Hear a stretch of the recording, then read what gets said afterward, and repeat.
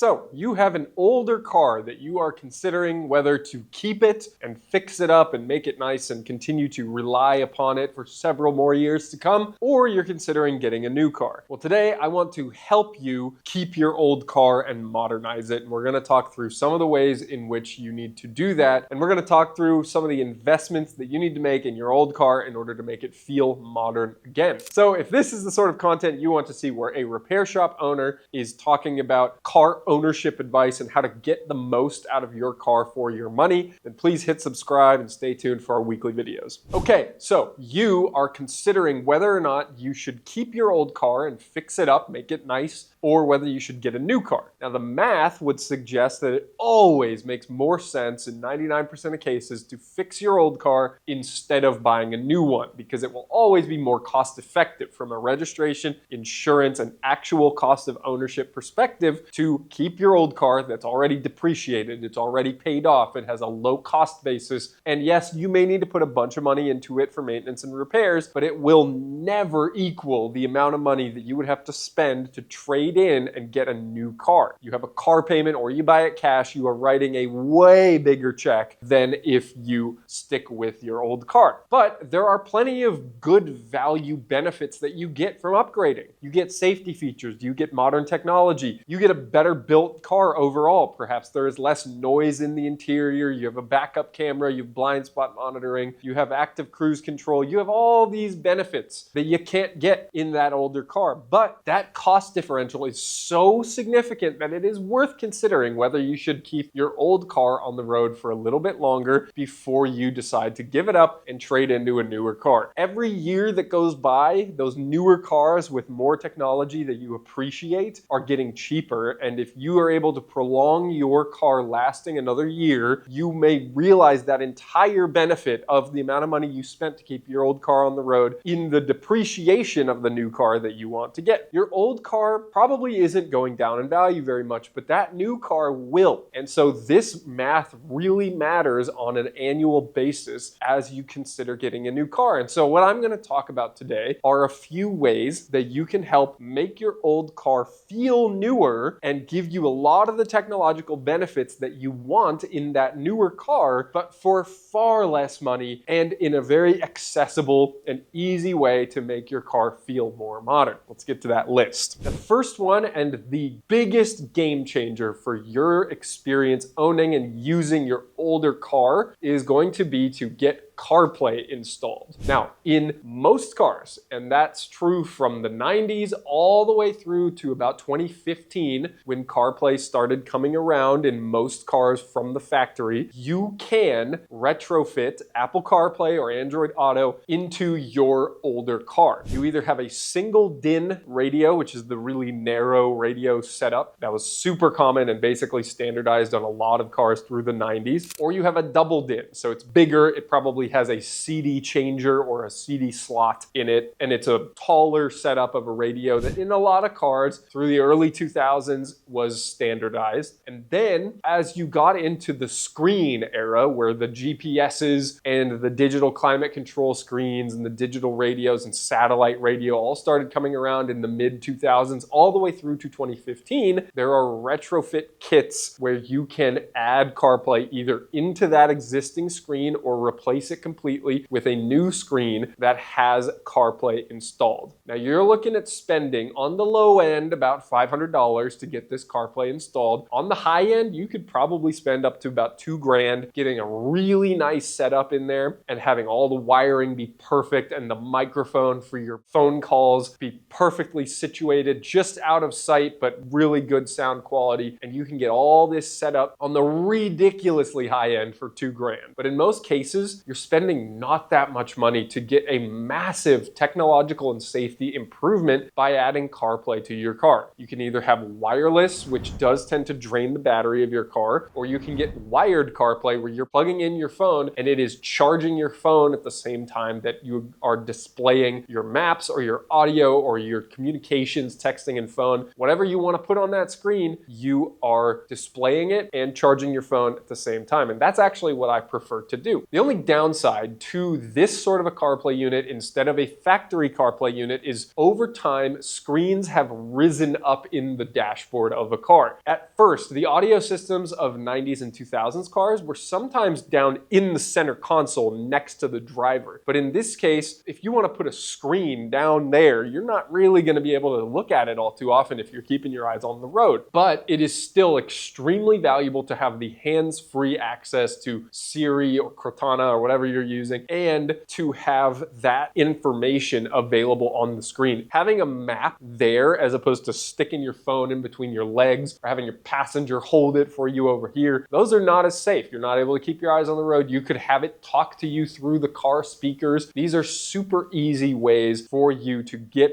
a very safe and modern piece of technology into your car. The next one, this goes with CarPlay, is going to be a backup camera. As we've developed as a society with our vehicles, we find parking spaces are getting narrower, we find fewer spaces available as people are being pushed out of their cars in urban communities. And so having a backup camera can be really useful to make sure you're actually fitting into the tight spaces that you need to fit into in today's modern world. Your car, being older, is probably actually going to be a lot smaller than the newer equivalent, but the newer cars have a 360 bird's eye camera where you can see every single angle all around the car at all times while you're parking. But the one that's really necessary is that backup camera. If you have a backup camera, you know exactly where your rear bumper is relative to the thing behind you, and I don't really think you need more. But if you've driven modern cars and then you go back to your older car, it does feel lacking if you don't have a backup camera, because you're just looking over your shoulder kind of wondering how much further you have to go. Unless you know your car really, really well, having a backup camera is never going to hurt. And if you already have CarPlay installed, you're only really looking at another $200-300 to get the backup camera installed. The next thing is going to be seats. And seat technology has come a very long way over the last 20 years, where we have 50-way adjustable seats today. We have lumbar and bolstering and the secondary lumbar and the tilt and the seat tilt and the back tilt and the headrest tilt, and now the height adjustment and everything you could need to make sure your seat is perfectly aligned to you as a driver of the car. However, you don't need all that. In my experience, the older seats are actually more comfortable in a lot of cases because of the material that they're made of. Now, if you have owned this car for a while and preserved it, I'm going to assume that the seat is actually in very good condition, but it may be lacking some of the features that a modern seat has that would benefit you and make your car feel newer again. There are two specifically that I want to talk about. The first one is going to be the padding in your seat. If your car is higher mileage and you've been sitting in that seat for a long time, your padding has likely been deteriorated just by use over the years. Go get new padding. Go find an upholstery shop that is willing to redo the lower part of your seat and get it repadded and recovered. Maybe you got a tear in there or something like that. You will feel so much better when you get into that refreshed seat. It actually does go a very long way. The second thing that you can do when you're getting the base of your seat recovered is install a heated seat element. This is actually not a very expensive addition to do while you already have the seat off. You're looking at $50 to $100 worth in parts and some wiring. And so you can get all of this done for well under $700 in my experience. You can get a fully recovered, repadded, and heated seat, or two for under $1,000 to $1,500. You can get that and feel like your car is significantly more equipped than it was before you installed that. Now, the last thing that I want to talk about as far as modernizing your car is speakers. Cars of the 90s and 2000s just simply didn't have the audio technology that we have today, and it is extremely inexpensive to upgrade the speakers in your car. Now, if you're like me and you like listening to music and you like turning up the volume and really appreciating the high quality sound systems of the nicer and more modern cars that you have, when you get back into an older car, you tend to be let down by the audio system. And that's why in the 90s and 2000s, the subs and the amps and all these big sound systems put into the back of cars were such a common thing. But today, you don't need to do that. You don't need to go out and spend a ton of money and take up a ton of room in your car just to get that same sound quality. Go back to the same shop that did your CarPlay unit and backup camera and ask them for a higher quality door speaker option for your car. you have 2 doors or 4 doors, you can get really good speakers installed in the doors of your car for about $150 a piece. And those are going to be really good speakers. They aren't going to be any sort of cheap junk Walmart off the shelf thing. They're going to be really good for about 150 bucks. And so once you do that, you are achieving one of the things that makes the audio experience of newer cars so much better. No, you don't have the sound deadening that goes in the doors and in the floor and in the engine bay and all that, all the foam that really insulates the car, adds weight, adds some numbness to the driving experience, but you are getting the higher quality sound that will make your car